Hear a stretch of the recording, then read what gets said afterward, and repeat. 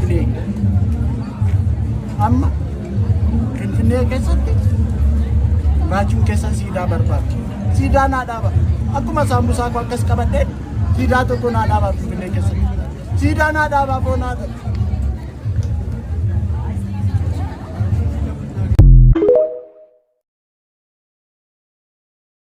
Mudi ko sharraba maadha. Maaltummaa maal calabe? Mudi ko tatamaadha.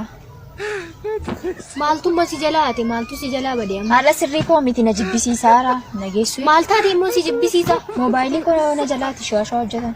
Maal inni immoo shawashawaani? Moobaayiliin na dhaamsan. Ifaa turee daasila. Na jalaa hatan.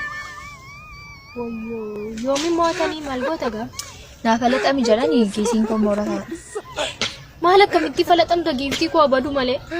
Silaa hundoo fidee falaxamuun qabu harmiin ta falaxamtu malee. Atiin taatu haadha kee falaxiista? Kiisiidhaa waan tokko hin qabu ani iddoon fidee laadhuuf hin qabu harmiin qarshee laattuuf jechuudha. Maal kun faaraan? Isa moo falaxami kaayi?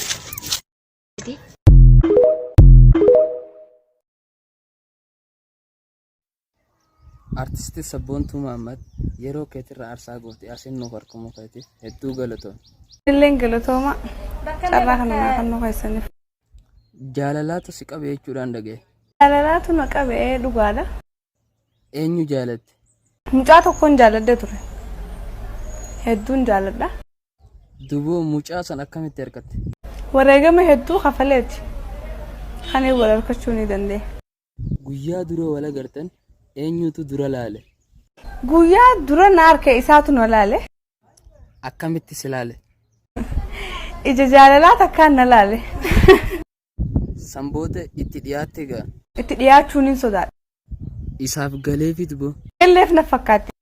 Duboo akkamitti jaalachuu kee kana itti agarsiifte? Aktiin akka malee itti gagarsiisuun ture. Gizee isa bira jirtu ija keessa laalaa wajjaa soyita. Harkee nin sodaadha. Laaluun nin sodaadha. Maaliin godhe jettee yaadde meeti? Maaliin godhuu qaba jeetii yaade? Nin gaafadha baqa. Gaafachuun qaba jeetiin bira dhaqa. Gizeen dhaqee boruun gaafadha baqa. Har'a nin sodaadha. Boroo? Boruus akkas jeetu maan dhaqa.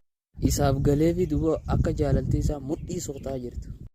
Galeefi jiraan isaa boodarra jaalaltii isaa akka mudhii na kutu jirtu beekee jira.